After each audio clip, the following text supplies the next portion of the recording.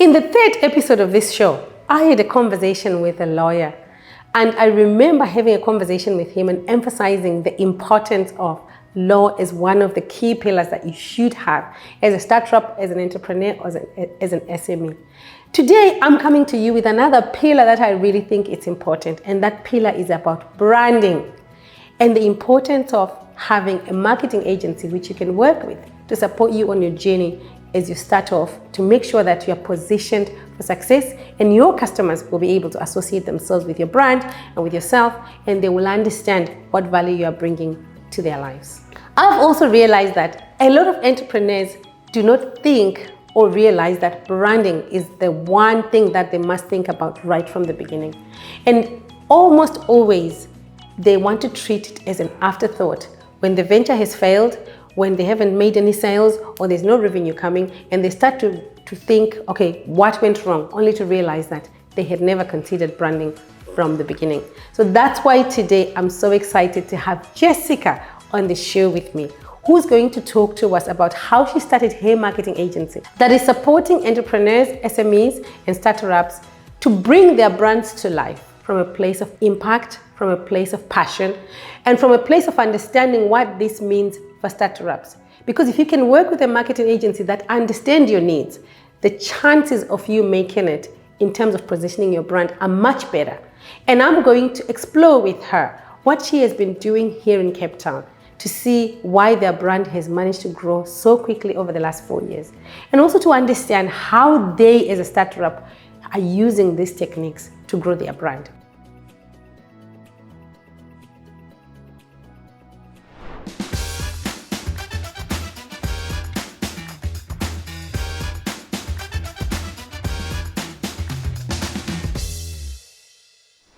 Right. So Jessica, one of the things that attracted me to having a conversation with you was that you run a purpose, impact, and passion-driven businesses. And I really would want us to have an amazing conversation around how this is so important, especially when we are on the African continent, where we have got so many natural resources, so much talent, so much going on, so many new opportunities coming. We have got the youngest generation, and everybody keeps saying that the next unicorns are going to come from Africa. And so how did you start this passion-driven business? Yeah, so we started 4 years ago, but it's an interesting story actually. I started out of retrenchment.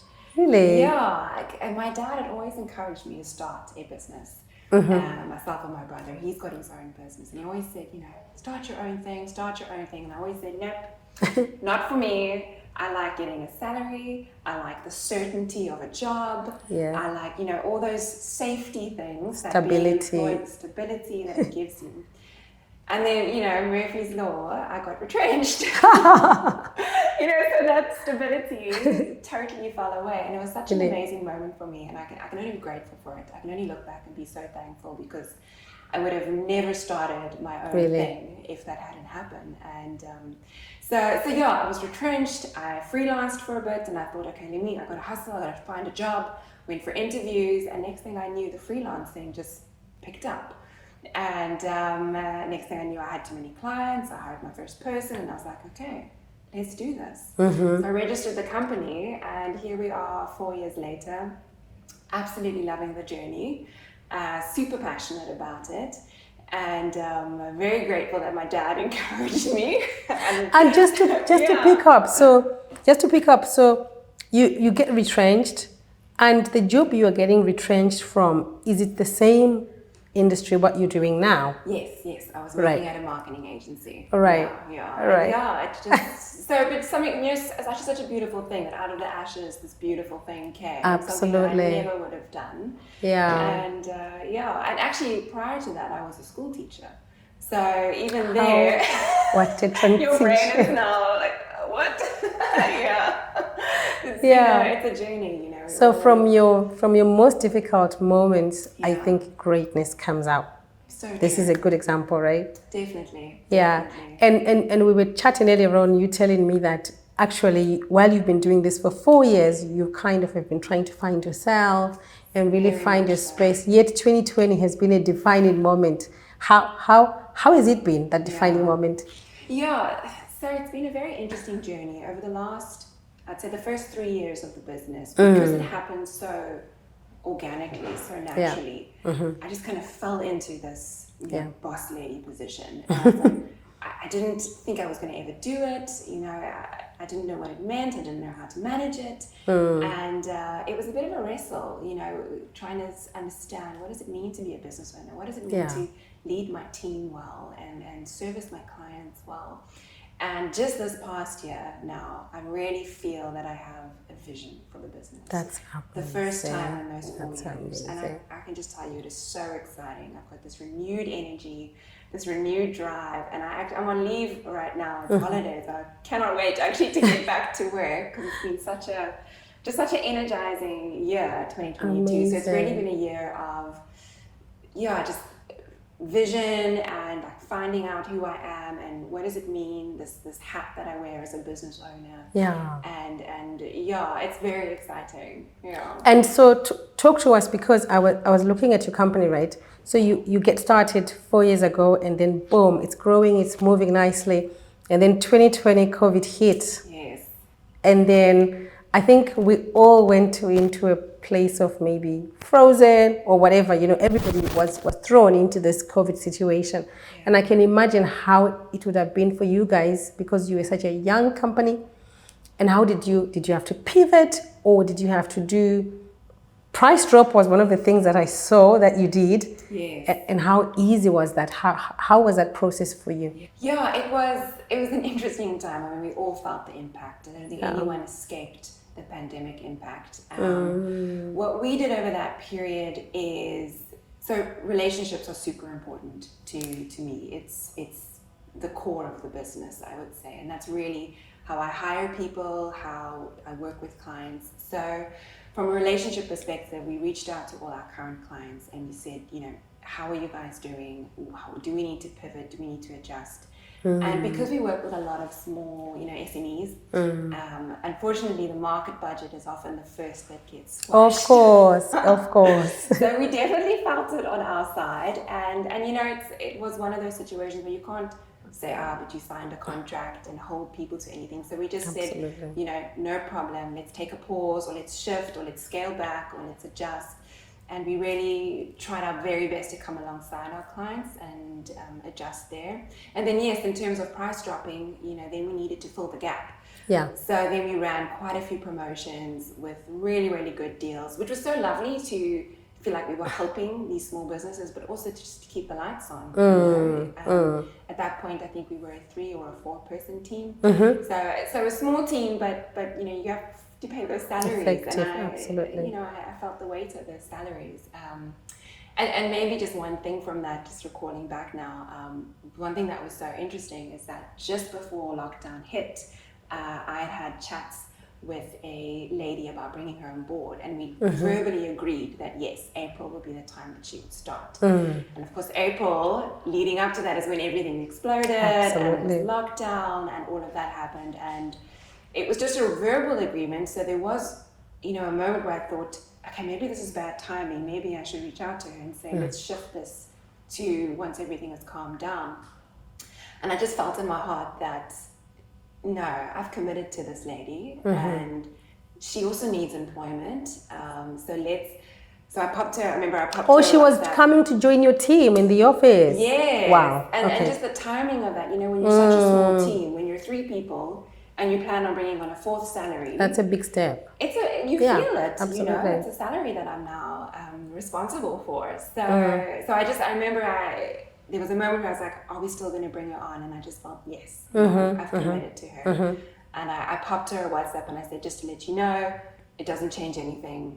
1 April, let's go, let's start. Absolutely. And I really felt just by honoring my commitment to her, you know, it came full circle. And, wow. And that God was able to honor my business and bless my business, and we were able to keep the lights on during that year. Wow, I really that's do amazing. feel that it was quite a significant, almost like a faith test over there. Yeah. And I always say to people, there are things and qualities that we should have as entrepreneurs or as people in business that money cannot buy. Yes. And definitely being faithful to your promise is one very important ingredient, because people work with people, and business is based on relationships. No matter, how much money you may have, but if people can't trust your word, they're probably going to shy away from doing business with you. For sure. And I think it's those small tests. If you can be trusted by that small faith test situation, you can be trusted with more. So I think that's really amazing. So you were able to survive throughout the pandemic. Yes, yeah, we survived. We lost a few clients, we gained a few clients, and we pretty much ended the year where we started the year in terms of business growth and revenue, which I was so thankful for and so grateful for. And we brought on a new team member. So in a way, it was a bit of a growth year even. The team grew. So it was, a trying year, as we all found it, but still so much blessing and so much goodness came out of that. That's brilliant. And can you talk to our audience? Because a lot of people don't understand, or they are kind of not clued up to what exactly marketing agencies do. Do you want to just give us an overview of how into your day or into your business, how that looks like? Yeah, definitely. I think the old definition of marketing, or maybe the old definition of a brand, is product plus logo. And then you think, boom, that's my business, that's my brand, I'm ready to go. But it's evolved to be so much more than that. And now a brand, and this is where how marketing supports growing that brand. A brand is now defined as all the experiences that consumers have with your company. That's what a brand is now. That's quite a mind shift that we need to make from this old school product plus logo equals that's my business. It's so much more than that. And with digital and with the access to information, and you can, you no longer talk to somebody at a braai or over the neighbor to the neighbor and get your recommendations that way. So much is happening online. It's so fast. So a brand has now come to mean all these experiences. And what marketing does is it helps shape those experiences that a consumer has with your company. And what you want to do through that process is communicate your positioning, communicate a clear, consistent message about who you are as a company through each touch point. And by doing that consistently, you build up this brand and you build up a position in your customers' minds, and you can own that position as the best, whatever your business is, or the most affordable, or the best value for money. Whatever it is, that message you want to communicate, that is what marketing does. It helps communicate that message consistently across all touch points so that you can own that position in your customer's mind. And you tell me honestly, seriously, because for entrepreneurs and startups, honestly, how do they even start to think about so I want to understand, does marketing become part of the key pillars from the beginning of an entrepreneur's journey? Such a good question. Does it? Yeah, definitely. Because you are bootstrapping. I'm only using money from my pocket. Remember, let's just walk back. The journey starts like this. I have an idea, and I want this idea to turn it into a product or a service, right? And now, okay, I have got the idea on paper, and now I want to make the idea into something. So at what point of the journey do I need to start thinking about that piece which you've just described? Because it's really important, I think, to support entrepreneurs from that viewpoint, for them to have an idea of, at what point do you think they must think about it? Yeah. So for me, but I am a marketer, so I think I've got the best job in the world. But for me, no, honestly, it would be from day one. Right. Because marketing is what creates demand and what communicates value about your offering. That's the marketing part of your company. So without marketing, people can't find you. People don't know what you do. And if they do find you, they're like, what is this? Is this something credible? It looks kind of dodgy. I don't know if I want to do business with you. So marketing is those touch points. It's consistently communicating that message to own that position in your customers' minds. So I would say from day one, maybe an example of Fungai is if you look in the clothing industry at Mr. Price Yes. versus Zara versus Gucci. You know? So all of it is just fabric, zippers, buttons. Something to cover these bodies. Exactly. That's all it is. That's all it is, right? Exactly. Yeah. But because of their marketing, Gucci is able to charge premium prices for the same product that Mr. Price is charging for. It's very different markets, so it's got to do with that target market as well. But that's the value of marketing. It builds demand and it builds credibility, and it allows you to charge what you want to charge for your product. So a very important point to consider right from the beginning when you are deciding to enter any market with any product or service. Very much so. It is one of the most important pillars. You know why I'm saying that is because I do a lot of, I'm an investor. I wear my investor's hat at times, and I'm an entrepreneur sometimes, you know, but I've been in the game for 21 years. And when I look back, when I first started a business, all I needed was a pen, a piece of paper, a fax machine, and a phone. Because my business was healthcare recruitment, and all I did, my marketing, piece of paper, went around my blog. Yeah. If I started a business doing this, would you work, would you work, would you work? It was quite simple like that, you know. And I think now when I look back to somebody who's starting the exact same kind of business, they would need to think about the marketing in terms of how are they going to communicate the message digitally to attract the people to do the job and to attract the customers. So I think from entrepreneurs' viewpoint, they have got more to think about in the times that we live in. Definitely. But even Fungai, when you started that business, you thought about, who am I going to target? Absolutely, You know? yeah. How am I going to reach them? So you did a bit of, even if it was subconsciously, you did have a bit of a marketing strategy. And I wonder if you had documented it. If maybe it had escalated your growth, or maybe you did document it, Fungai. So it's you know, it's interesting because marketing is really at the core, and maybe even subconsciously business owners are already doing it. Absolutely. Yeah. But I think they are already doing it, but not maybe officially thinking about having a budget allocated for that piece of work to make sure it's consistent. Because you mentioned keywords, consistent, persistently, and you keep doing it and you keep doing it so that that name remains in your customers' minds. Definitely. Isn't it? So yeah, that's amazing. So still focused on the startups or entrepreneurs, right? What I've also noticed is that when you are just starting, like we're saying, you've got no budget at all, or you've got a small budget just to do the needful and have it done and out of the way. And I really think it must be really frustrating for you. Big SMEs are your target audience. And when they come to you and all they want to think about is just the logo or maybe just one message or one thing, and how do you handle that? How do you deal with that frustration? So what I'll often say is let's dig into a marketing strategy. Yeah. And let's really get everything out on the table and unpack who we're targeting, where are they hanging out online? Are they on LinkedIn? Are they on TikTok? And then from there, going into, okay, now that we know who they are, and more than just demographics, you know, like buying behaviors and buying triggers and really digging into who these people are, even looking at competitors, doing competitor research.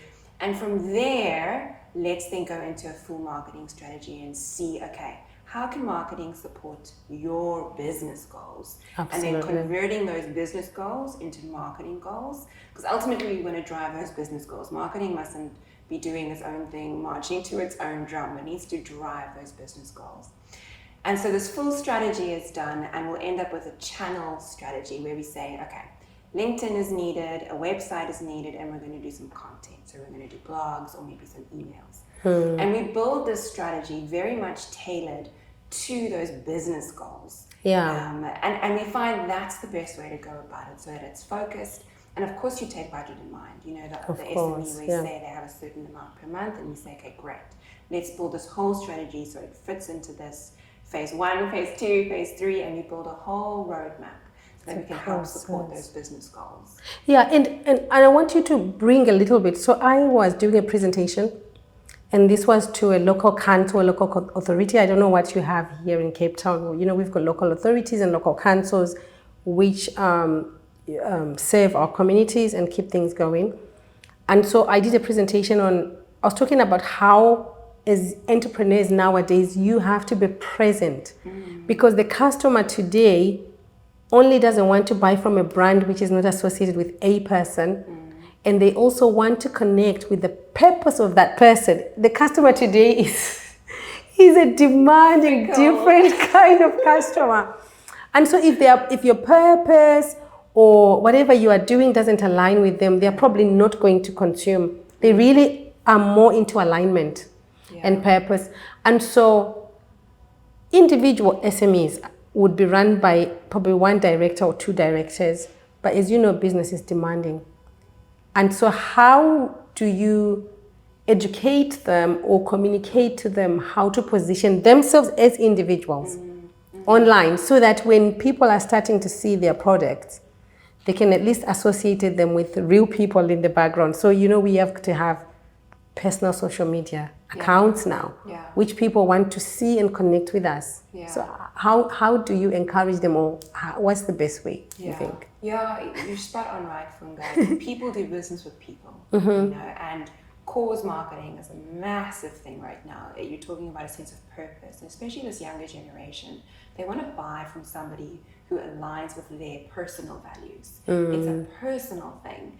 And the company needs to be communicating that. And what better way to do it than via a person, And even just from a strategy perspective, you'll find that personal accounts on social media, let's just look at LinkedIn, a personal LinkedIn account versus a company LinkedIn page. A personal account actually gets better reach. Engagement, better engagement, better growth.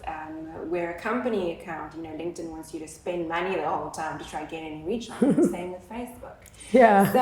So not only is it beneficial, as you're saying, to communicate values and purpose, it's even just from a marketing perspective, you're gonna save money if you go the personal route. You won't have to spend all that money on ads, or you'll spend less money on ads on the company page because that personal account is soaring. So I often, explain it to our clients that way, that there's so much value that they can add by just posting once a week, posting twice a week, sharing the company content onto their profiles and leading us that way and really sewing into the business that way. But it's not easy, I can tell you, because entrepreneurship alone is so demanding, and you think, okay, I've got to think about pictures, and I've got to think about looking like this or feeling like, and sometimes I think we all feel that, okay, I've got very specific things I really need to keep private. I can't be sharing. And I think these are real conversations that I've had with, colleagues in my network or whatever. And so sometimes that struggle is within. How do I keep then sharing on my personal, but associating with the business? So it's a bit tricky. It's hard work. You got to put in the hours, or you got to hire someone to do it. Get the PA to do it. It's hard work. And as we said earlier, it's that consistency. So it really is just deciding, committing. And it's a good time. We're right at the start of the year here. Commit yourself. This year, I'm going to post once a week on LinkedIn. Start small. Make it. I'm going to post once, and I'm going to share one company post. That's good. And then you make that commitment, and then you just consistently slog at it every week. But definitely, it has to be done. It has to be done. Okay, guys, definitely it has to be done. Entrepreneurs out there, marketing. And you are the best representative of your brand. Nobody else can do it better, right? That leads me to my next leading question, where we've had recently, we were chatting earlier on, we've had brands that have been doing it and they're doing it. But sometimes they have made mistakes, because mistakes do happen in marketing. And what better example to use than our Balenciaga story, that things went wrong online. I don't know what happened, but I'm not a big fan or a big follower of Balenciaga, but I remember thinking, why is this coming in my feed? Why am I reading about this, right? And I think whether something went wrong or whatever that happened, but that's a classical example. And so what advice do you have then along the lines of, okay, the guidelines, what would you talk about? The internet is forever. When you put something out there, Fungai, it's forever. It's a footprint. It's stamped. You have made your stamp there, you've made made your mark, and even You if need you to be delete aware it, of that. you know that somebody's Someone taken a has it. screenshot or it's out there. So exactly, you need to be aware of it, and you need to be posting responsibly. So it's what I think, looking at that specific example, often I'll see it and I'll think, who approved this? How did it get out here? That's the thing. So where was the team in this? And I wonder if mistakes happen when people are working in isolation, and when they're working in a silo, and that's always a dangerous space to be in. So always bring your team in, have a second eye on things. Within Barrk, we review each other's work, so we have 3 sets of eyes internally that review work, and then it goes to client to review work. So by the time anything goes out, it's like 4 sets of eyes on it. Yeah. And through that, you catch whatever needs to be caught before things go out. Yeah. Whether it's something hectic like what happened or just a typo, you catch it. So it's definitely working with your team. If something ever does happen, we always recommend calling the team together, assessing the situation, quite quickly as well. Don't let it hang there, and then decide on the best course of action. Take ownership if it was something that was wrong on our side. Take ownership, apologize for it, and then learn from it. Absolutely, reflect and learn. Reflect and learn, and we can only improve. But I think we should always aim to go viral for the right reasons. I think so. But what I was going to add as well is that I think hence the reason why we are having this conversation today, because if you are in a startup or an SME, you don't have that luxury of having a big team. True. Hence companies like yourself come into play to say, we can be your pillar for marketing, and we can be there for you where we have got teams that can assess. So you were trying to save a few rands or a few pounds or a few dollars, but you could save yourself a lot in the long term, right? Yeah. So I think for me, I would say recommend definitely working with third parties. If you are a startup, you don't have to hire everybody and have them full time. You could seek for help when you need it. And marketing agencies are good quite like that, because I'm sure you do project work. Definitely. Isn't it? And it's all scalable. You can start with one blog and a couple posts a week, and then as the company grows, you scale it up and you go, okay, we're going to do 2 blogs and 5 posts a week, and you get the website going. And what's so nice about digital is it's very measurable. Yes. Because everything you can see, okay, clicks, engagement, how many impressions it got, the reach it got, everything's measurable, and you can just slowly build on it as the company grows. Okay, so just lastly, I wanted to find out from you. So while you're working at Jenny, and congratulations, you've made it through the most difficult times, and if you've kind of figured it out through COVID. And so how does success look like to you when you're going to say, oh my gosh, when you look back, I'm now successful? How does that look like to you? Such an interesting question. So I think for me, I don't like the hustle. I don't know if that makes sense, but the hustle culture for me is all this. There's a time for it, the go, go, go. I'm not saying that I don't have drive, but there's always, you never have quite made it. You always got to go further, go higher. And I think there's something to be said for finding contentment in where you're at. And so for me, success is waking up in the morning, having a cup of coffee, opening my laptop, bringing my A game, just smashing through my work, giving great results for our clients, inspiring the team, and closing my laptop at the end of the day and sitting back and being like, yes, that was a good day. I ticked all the boxes. And that for me is successful. That's a sense of success. And it doesn't mean I don't have ambition. I'm very passionate about what we do, and I've got big goals. But I'm also so excited about where we are right now, and actually feeling pretty excited and pretty successful about where we're at right now. But in terms of long-term vision, this year, as I mentioned, I feel like I finally got a vision for the company. Absolutely. And it's very much attached to a love for employment. Wow. Which is something that I've learned about myself now this year. And it might sound weird, I love paying salaries. Yes, so you are going to grow your team. It's just, there's something about about being able to give somebody an opportunity. A life, yeah. Right? And know that you're supporting them.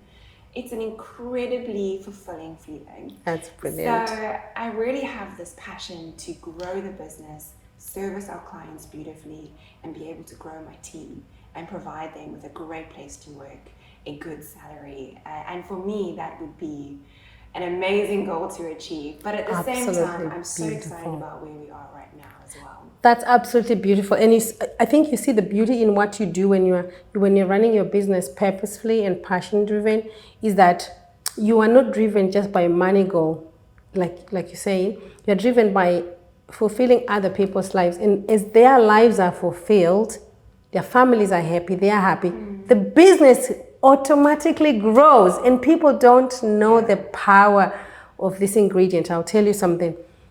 When the COVID happened, I remember I was in the UK, and we have got teams sitting in India. The back end of our team sits in India, part of our team sits in Zimbabwe.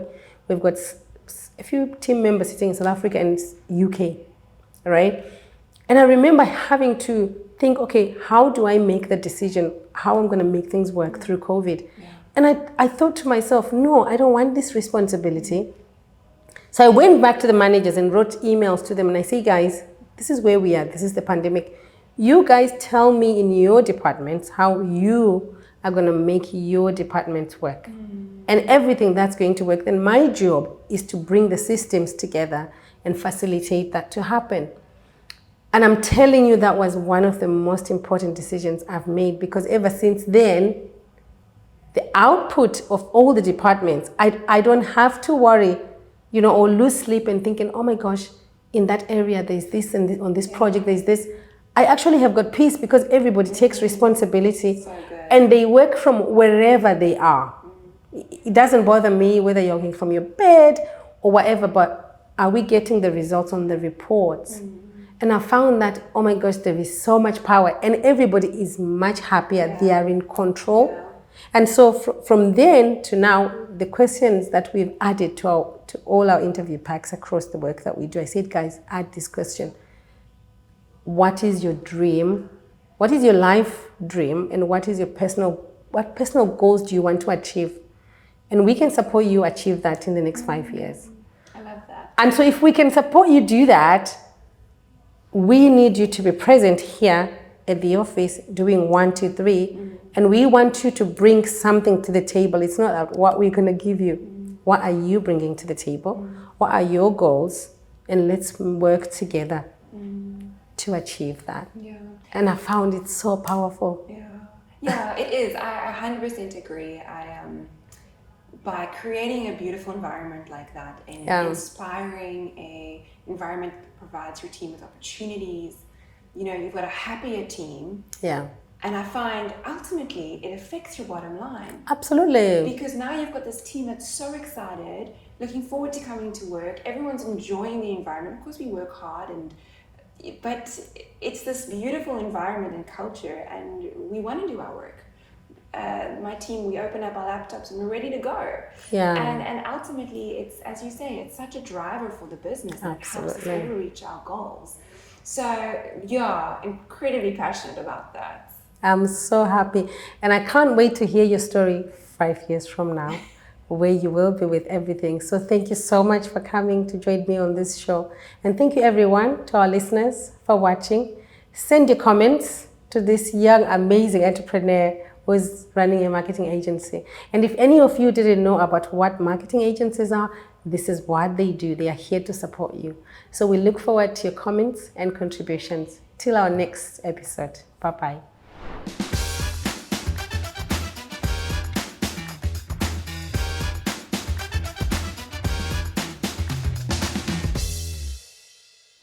And you can learn a thing from her. And you can learn a thing or two from her. So come. And you can learn. Get the support that you need where you can get it. And I look forward to. I think you can just put and we'll see you in the next one. Maybe just say be sure to subscribe. See you in the next. Oh, okay. Look forward to So I Just can't. start with the and. And be sure to subscribe, tag someone on this channel, and leave your comments in the comment section of your thoughts about this topic. Bye-bye.